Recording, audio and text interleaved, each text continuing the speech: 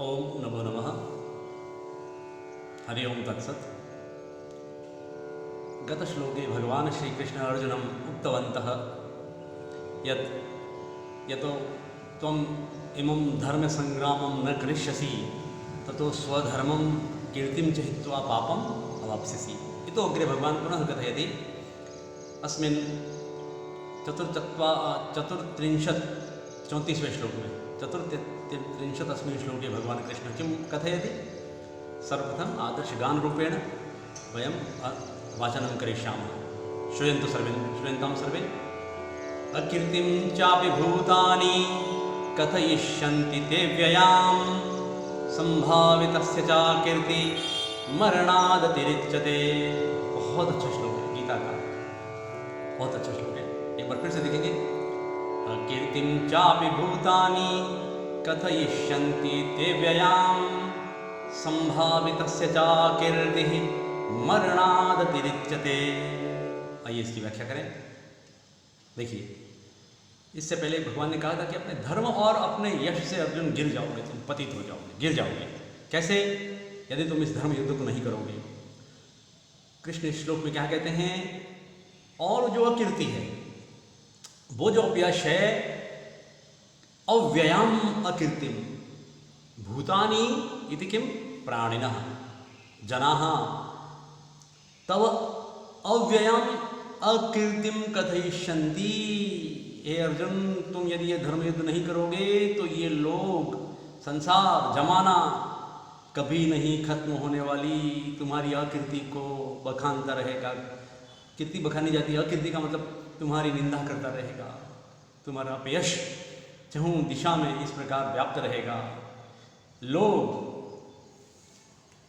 कुछ तो लोग कहेंगे, लोगों का है कहना, ये अलग वे में है हालांकि, लेकिन भगवान कृष्ण कहते हैं कि कभी समाप्त नहीं होने वाली ये अकीर्ति, ये अपयश, ये निंदा जैसी बातें संसार करता रहता है अगर इस प्रकार से तुम काम करोगे तो।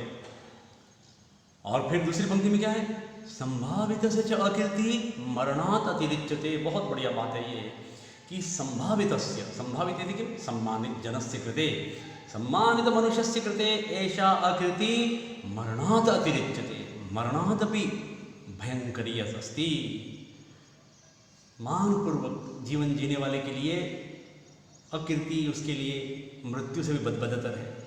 सम्मानित जीवन जीने वाले के लिए इस प्रकार की अकीर्ति, इस प्रकार का अपयश, इस प्रकार की निंदा मृत्यु से भी भयंकर है अर्जुन, मृत्यु से बढ़कर होती है। इसलिए तुम अपनी इस अकीर्ति को मत होने दो। यदि तुम युद्ध नहीं करोगे तो संसार बहुत लंबे समय तक तुम्हारी निंदा करेगा। सम्मानित पुरुष के लिए यह अकीर्ति भयंकर होती है हे अर्जुन।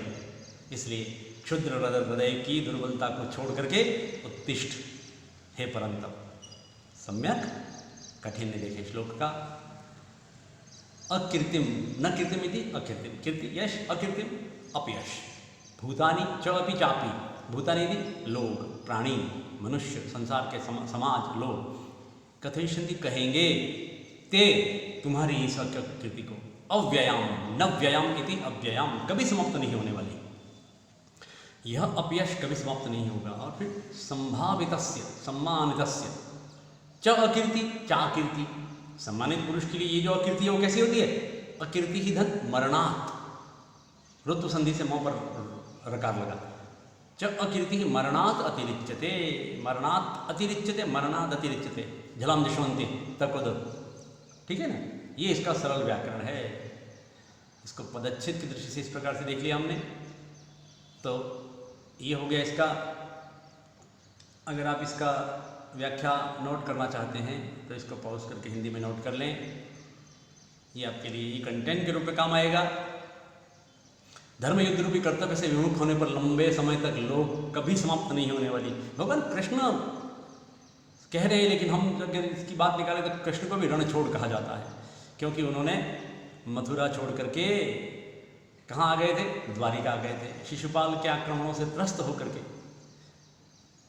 उस नीच शिशुपाल के कारण उन्होंने अपनी जो जन्मस्थली है वो छोड़ करके कर्मभूमि द्वारिका की शरण ली, इसलिए उनको रणछोड़ भी कहा जाता है। इसी प्रकार जब कृष्ण भगवान स्वयं रणछोड़ कहे जाते हैं तो अर्जुन तुम कैसे बच पाओगे? हे अर्जुन के विषय में भगवान कृष्ण का ये बहुत अच्छी बात है। हमारी वागड़ी भाषा में एक कहावत है कि ढाकनी का फूटना अच्छा है लेकिन बजना अच्छा नहीं है। ठीक है ना।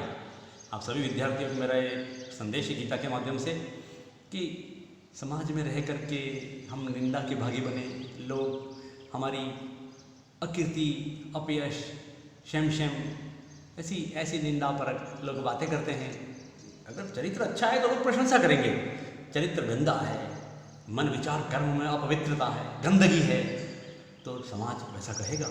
इसलिए इस शेमफुल लाइफ जीने की बजाय सम्मानित जीवन जीना चाहिए। यही मनुष्य जीवन का साफल्य है। तो ये श्लोक का बहुत बढ़िया है। भरतहरि ने कहा भी है कि अपयशो यद्यस्ति की मृत्यु ना, यदि जीवन में अपयश है तो मृत्यु की क्या आवश्यकता है भाई, तुम जीते जी मर गए हो। अपयश को बुलावा देना मौत से भी खतरनाक है। इसलिए उठो, वीर पुरुषों की तरह कार्य करो। संस्कृत व्याख्या आगमिष्यति अस्य श्लोकस्य, अतः सर्वे छात्राः लिखन्तु अत्र। एषा अस्ति संस्कृत व्याख्या। किमस्ति? भगवान् सांख्यानन्तर आत्मतत्त्वस्य ज्ञानानन्तरम् अर्जुनं कथयति, यदि त्वम् एनं युद्धं न करिष्यसि तर्हि भूतानि ते अव्ययम् अकृतिं कथयिष्यन्ति वदिष्यन्ति। और संभावित सम्मानित पुरुषस्य कृते एषा कृति मरणादति भयंकरी अस्ति। धर्मयुद्धात् यदि पलायसे तर्हि अहितः जनः अनिष्टः अपकीर्तिम् अनन्तकालपर्यन्तं वदिष्यन्ति। पुनः यो महासम्माननीय स्वाभिमानी मनुष्य भवति तस्य कृते एषा अपकीर्ति मरणात् अपि अधिकतरा भयंकरी भवति। अतः अर्जुन अपकीर्तिं तु पदे पदे विहाय अस्मिन् जीवनं सफलं कर्तुं विचार्य युद्धाय तत्परो भव। हे पार्थ एतत्त्वयि न उपपद्यते। व्याकरणमपि लिखतु, सब नोट करें, आगे बढ़े। अगला श्लोक 35 श्लोकः अस्ति सांख्ययोग द्वितीयोऽध्यायस्य। अहम् आदर्शवाचनं करिष्यामि। भयाद्रणादु परतं मन्थ्यन्ते त्वं महारथः, येषाञ्च त्वं बहुमतो भूत्वा यास्यसि लाघवम्। अष्टाक्षरावृत्ति अनुष्ठित, कितना सुंदर है गीता का। भयाद्रणादु परतं मन्थ्यन्ते त्वं महारथः, येषाञ्च त्वं बहुमतो भूत्वा यास्यसि लाघवम्। माधुर्य है संस्कृत में। हे अर्जुन, भयात रणात उपरतम, भय से, डर के कारण, रण से उपरत हो गया, भाग गया। इस प्रकार मानेंगे त्वाम, तुमको, महारथः, हे महारथी, तुम महारथी हो। तुम महारथी को डर के कारण भागा हुआ मानेंगे लोग। येषां च त्वं बहुमतो भूत्वा लाघवम यास्यसि लाघवम। येषां, जिनकी नज़रों में त्वं बहुमतः भूत्वा, तुम पहले बहुत सम्मानित दृष्टि वाले थे। अर्जुन गांडीवधारी है, अर्जुन पराक्रमी है, अर्जुन धनंजय है, धनंजय थी धनंजय परंतप है। हे अर्जुन, जिनकी दृष्टि में तुम बहुत बहुमत, सम्मानित, वीर पुरुष जैसी योग्यता वाली दृष्टि तुम्हारी, तुम्हें इस प्रकार मानते हैं लोग, उनमें तुम अब क्या हो जाओगे? लाघवम यास्यसि, लघुता को प्राप्त हो जाओगे। तुम्हारा कद छोटा हो जाएगा। अब इसको अगर अन्वय की दृष्टि से देखें तो दूसरी पंक्ति को पहले लाना पड़ेगा। च, इसके पहले वाले श्लोक को जोड़ रहा है, इसलिए च येषां त्वं बहुमतः भूत्वा, जिनकी दृष्टियों में तुम सम्मानित और वीर पुरुष वाले होकर के, इस प्रकार के व्यक्तित्व वाले होकर के अगर युद्ध नहीं करोगे तो क्या हो जाओगे? लाघवम यास्यसि, लघुता को प्राप्त हो जाओगे। लघु इति छोटापन, लघु अण लाघव, लाघवम, लघुता को प्राप्त हो जाओगे अर्जुन। यास्यसि प्राप्त होगे। त्वाम, तुमको, महारथः त्वाम, महारथी तुमको, जनः किम मन्स्यन्ते, पहली पंक्ति देखो, भयात रणात उपरतम, भय के कारण, डर के कारण रण से भागा हुआ मान करके तुम्हें लोग इस प्रकार लघुता को प्राप्त हो गए, ऐसा मानेंगे। हे अर्जुन, इसलिए तुम युद्ध करो, धर्म युद्ध करो। व्याकरण देखिए इसकी काठिन्य। भयात रणात, झलाम जशोंति से भयात रणात, फिर झलाम जशवंत से जस्ट संधि हुई ना, रणात उपरतम रणाद उपरतम। आप नोट कीजिए, बताता हूँ आगे। हमारा संस्कृत व्याख्या के बाद आएगा, इसलिए मैं इसको पहले संस्कृत व्याख्या आपके लिए यहाँ पर बता देता हूँ। श्री कृष्ण अर्जुन कथयति, किं कथयति, यद हे पार्थ येषां त्वं महारथा त्वं बहुविध भूत्वा लाघं भयात् रणात् उपरतमिति मन्यन्ते। अर्थात सम्प्रति भीष्मद्रोणादयः वीरः त्वाम् अर्जुनं श्रेष्ठधनुधर इति जानन्ति सर्वे अस्मिन् कुरुक्षेत्रे धर्मयुद्धे। यदि त्वं भीरु भूत्वा कायर भूत्वा अस्मात् धर्मयुद्धात् विमुखः भविष्यति तर्हि एते सर्वे योद्धारः त्वां किं मन्यन्ते, यतो हि अर्जुन भयात् रणात् उपरतम् अस्ति। एवं इदानीं त्वं येषां वीराणां मध्ये बहुवतः मानवीय वीरः असि, स एव पुनः तव एषा व्यक्तित्व लघुतां प्राप्स्यसि। एषा स्थितिः तु वीराणां कृते श्रेयस्करा नैव वर्तते अर्जुन, अतो शोकं विहाय युद्धाय कृतनिश्चयः भव। हे पार्थ, व्याकरणमस्ति अत्र। भयात् रणात् उपरतम, देखो पूरा भयात् रणात् उपरतम दोनों में जस्ट संधि हुई है। भूत्वा में त्वा प्रत्यय, पुनः अग्रे चलामः वयं। श्लोक संख्या 37 इति किम् 36। अवाच्यवादांश्च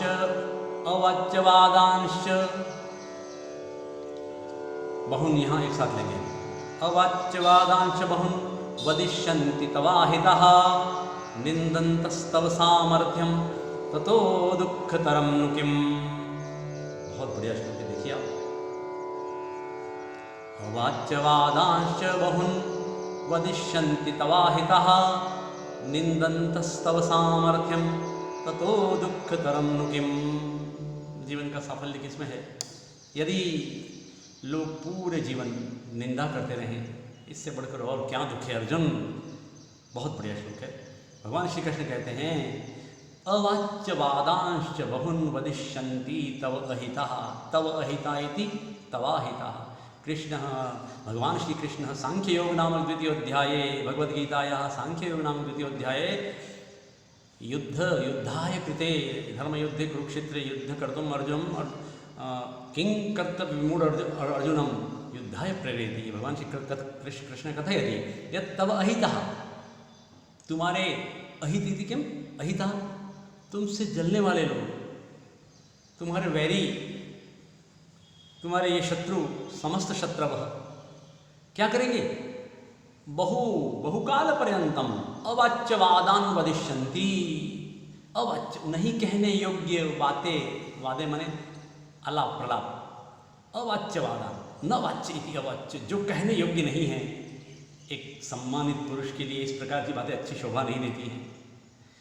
लंबे समय तक हम सब जानते हैं कि भगवान श्री राम जब लंका से वापस आए अयोध्या में, तो कैसे एक रजक के माध्यम से वो बातें अयोध्या तक पहुंची और भगवान ने लोक धर्म का निर्वहन करने के लिए पुनः सीता का परित्याग किया।